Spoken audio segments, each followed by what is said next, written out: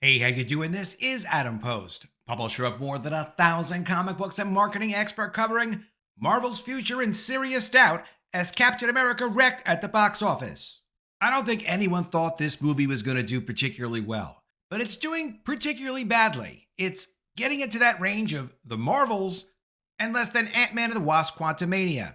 How can Marvel be in a situation where they will produce a movie and not know, okay, it's going to at least cover its budget, it will make some money, it'll keep the momentum going on, we'll establish our franchise characters, we'll set up other characters for other Marvel projects? How could they have gotten themselves into this position? A lot of people blame Kevin Feige, people blame Victoria Alonso, other executives at Marvel, they blame Bob Iger. Bob Iger brought Marvel into Disney. He was able to capture the company from Ike Perlmutter. Ike Perlmutter is the guy that saved Marvel from bankruptcy, and also Ike launched Marvel Studios, the film division, which had some early success. And then when Ike had the opportunity to diversify his investments a little bit and sell his percentage of ownership of Marvel and let Disney take it over, it did look like a reasonable move for Ike to make. Generally, people were concerned that maybe Marvel would become watered down and it wouldn't be able to do mature projects because they thought Disney was too much of a kids company. And how would they handle a character like Wolverine? Turns out Deadpool and Wolverine did very well, and Wolverine was very Wolverine in that movie. Even Deadpool was very Deadpool in that movie. And the answer to that was because Marvel Studios let Ryan Reynolds essentially do his own thing, including using his marketing company to help promote the movie in really creative ways. Ryan Reynolds is really an amazing creative business guy. They should put Ryan Reynolds at the head of Marvel Studios. If they're not going to do that, what's even the point of having Marvel Studios anymore? They can make movies outside of the Marvel Studio division. Lucasfilm is going to get a change in management probably pretty soon. From Puck.News, Kathleen Kennedy is supposed to be leaving the Lucasfilm studio position she has running the studio by the end of 2025. So they'll have a reorganization at Lucasfilm. They should have a reorganization at Marvel as well. But why have a separate studio? What was even the point of having Marvel Studios be its own separate company in charge of its own content, in charge of its own decisions on what movies to make, why, how many of them, how to structure and control the production, and make sure that fans and customers were pleased with what they were doing? Disney inherited Kevin Feige when they took over the Marvel Studio. Disney also had the early involvement of Ike Perlmutter, who used to push back when he thought the characters weren't being treated the right way, when he thought that Marvel was making decisions for the characters that wasn't good for business. It's not like Ike was a great comic book guy or anything like that, but Ike understood what customers wanted from the Marvel characters. Disney pushed back on that. Eventually, they pushed so hard that Ike got thrown out of the company. And now Marvel is really creatively completely lost. Should they be doing single character movies anymore? Should they do another Captain America movie? This one did pretty badly. It's not going to make a profit. So if you go ahead and make another one of these, you could expect it's going to lose more money. Is Captain America important to Marvel's brand overall? Really, you could look at all of their characters and say, look, only the most successful ones like Deadpool, Wolverine, Spider-Man, which isn't part of Disney's studio because Sony has the rights for Spider-Man. But really, it's just Deadpool and Wolverine are the only characters that are really meaningful anymore that people will go see the next movie that Deadpool does or Wolverine does or any movie that they're heavily featured in. Those characters are actually worth something until they produce movies with those characters that are bad, and then people won't go see them. And those characters won't have any value.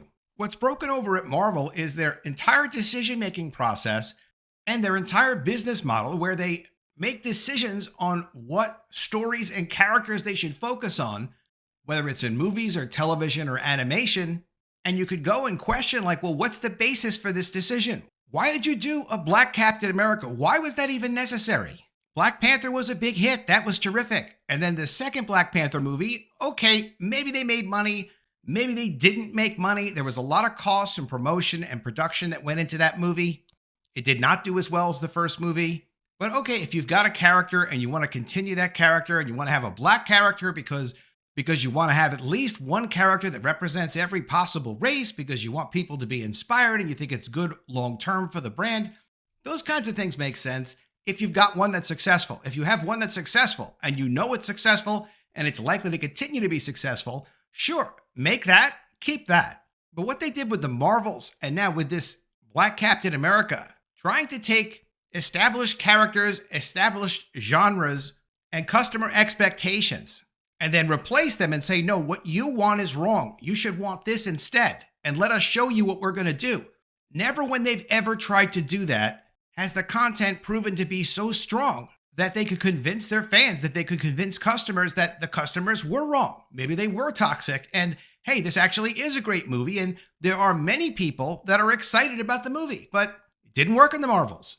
It didn't work with this new Captain America. It didn't work with She-Hulk. And no one seriously thinks their coming Thunderbolts movie is going to be any good, or that Ironheart, the new TV show, reinventing Iron Man as a black teenage girl, is going to do well. No one expects that to succeed. And it is fair to say that some of these things were in the pipeline for a few years, so you can't really expect that, all right, they started making this a couple of years ago. They knew it wouldn't succeed. You can't really hold them to account for that, except to say that these were decisions that were made by Marvel Studio. And if you look at what their decision process was, that really reveals it all. In business, it's absolutely normal to not get the results that you want. It does happen sometimes.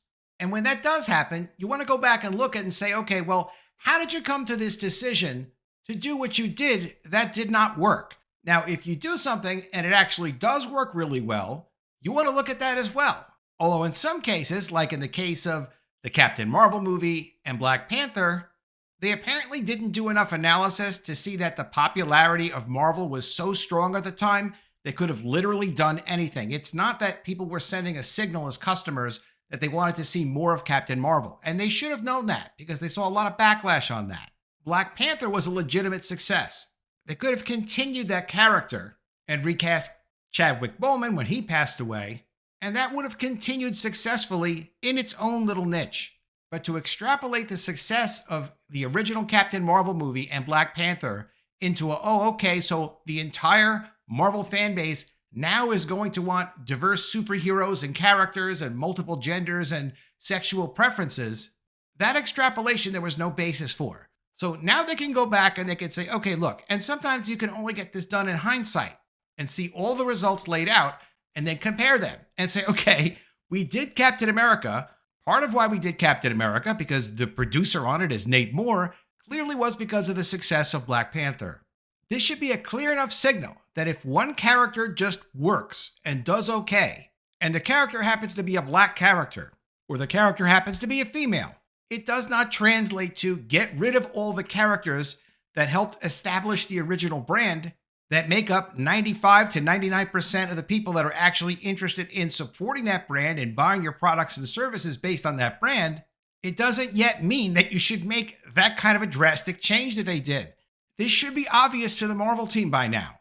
But what's also obvious is they're going to have to go on a character-by-character basis anymore. The MCU, as a universe with continuity and characters that have interrelated stories and characters that launch other characters, that system is completely broken. There's no one at Marvel, not Kevin Feige, not any of the other producers, certainly not Bob Iger, that have any kind of conception of how to create interest in a character and maintain that interest in the character in sync with the fan base. Everything looks pretty positive now with the reworked Daredevil TV series, and we'll see how that goes. We know they put a ton of work into redoing the Daredevil TV series. They put a ton of work and money into redoing Captain America with multiple reshoots. They also put massive work into trying to fix the Marvels. With Daredevil, it looks like they may have enough people there that care about the character, that understand what the fans are looking for, and that they're making a commitment to deliver to those fans what the fans actually want. If they do deliver on that, the Daredevil TV series can be successful and will get views on Disney+. So do you need an entire Marvel studio to support doing that? Rob Liefeld and others have been commenting that Kevin Feige is spent. He should leave the company. They should get somebody new in there. But yes, you get somebody new in there, but to do exactly what? Because it's not just the leadership that you bring in, it's what's the plan that the leadership is supposed to execute on and get everyone else in the studio to execute on. Should they even be making any TV shows? I mean, at the time that they put Marvel shows on Disney+, it was because they felt the Marvel brand was so strong at the time that it would bring people over to subscribe to and maintain their subscriptions for Disney+. Maybe Daredevil's going to have an effect on doing that, but for all the content they produced on Daredevil, wouldn't it have just made more sense to just make actually a really good Daredevil movie, or maybe make 2 Daredevil movies? How does making ongoing TV shows really strategically support what they're looking to do overall with the characters and the larger universe? It's too much, it's too complicated, and it's too broken. Marvel needs a completely revised process for making decisions about what characters do they actually have that people want to see more of. We know Deadpool is one of them. We know Wolverine's another. It's likely Daredevil might actually work. And if the characters happen to be white, that's okay. We don't have to make a business plan that excludes certain races or genders or sexual preferences. We don't need a business plan that absolutely always includes certain genders and sexual preferences. Marvel is not a race-based brand. It's a brand like any other brand that should be keeping its promise to its customers so they can keep those customers and then get new customers to jump on board with whatever it is that they're doing. If Marvel is going to continue as a studio, what they need to do is focus on the characters that people actually want to see more of, come up with a schedule of movies that feature those characters, think deeply about how does TV really support what we're trying to do with the movies, because they've spent a lot of money on television productions. The Marvel television productions have been budgeted at like $25 million per episode since they started doing them on Disney Plus. Incredibly expensive. So 8 of those episodes could really just be a movie. But they do need to figure out strategically, how does doing TV shows really support the overall brand? Or should you maybe only be doing TV shows as spin-offs of successful film projects? The sense I'm getting from following what's going on with Marvel and Disney is they really don't know what they're going to do with Marvel. They're just going to keep running forward with it and see what happens. And by now, we all know what's going to happen. Things that are on brand for Marvel, that are done well, if they're done well, will have fan support and will be successful. The projects that are just DEI giveaways are always going to fail. Captain America Brave New World opened with $88.5 million domestically and saw a brutal 68% second weekend drop, signaling a significant problem for Marvel Studios. Even worse, Friday to Friday numbers showed an 82% drop, hinting that things may be even more disastrous than projected. Historically, Marvel films maintain strong second weekend performances, with blockbusters like Black Panther dropping just 44.7%. In contrast, Brave New World is among the worst performing MCU films in terms of audience retention. Reviews were mediocre at best, with the film sitting at 49% on Rotten Tomatoes and a 5.5 out of 10 average score. Critics felt the movie lacked excitement and was bogged down with unnecessary Easter eggs. The film also received a dismal B- cinema score, the lowest rating for any MCU movie ever. This indicates weak word of mouth, which typically spells disaster for long-term box office success. Because it has to. Because if the word of mouth is bad, then no one's going to see the movie on any kind of recommendation. So you lose the entire market of people who would see the movie if someone said good things about the movie.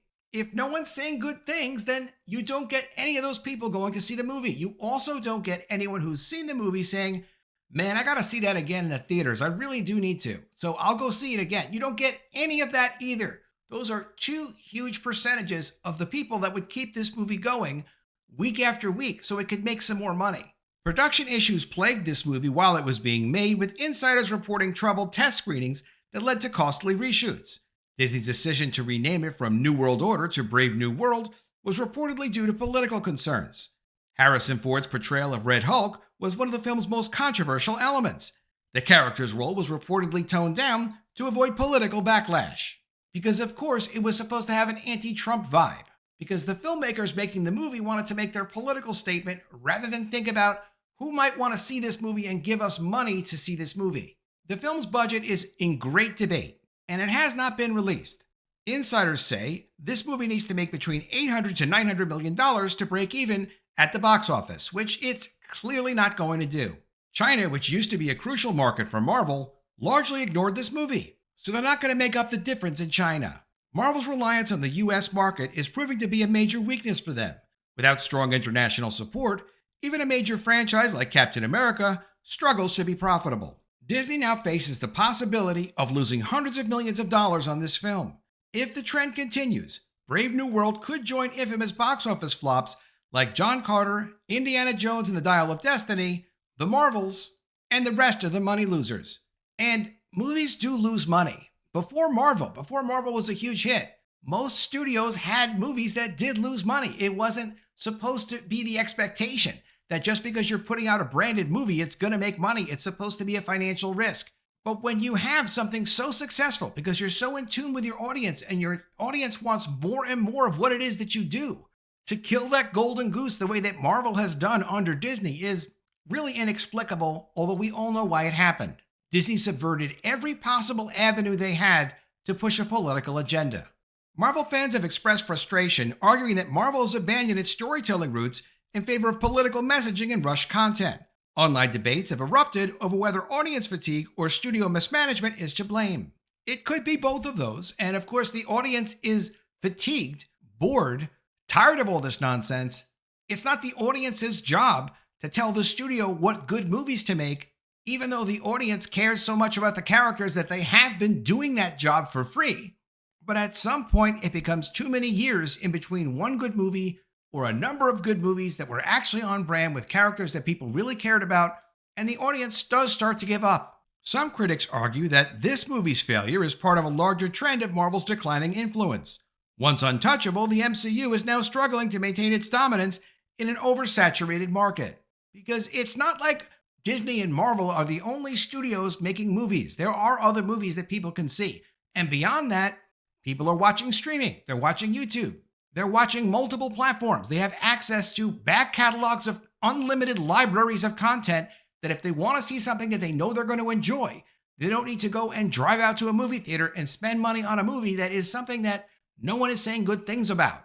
Disney and Marvel's future now seems uncertain, with analysts questioning whether upcoming films can still attract mass audiences.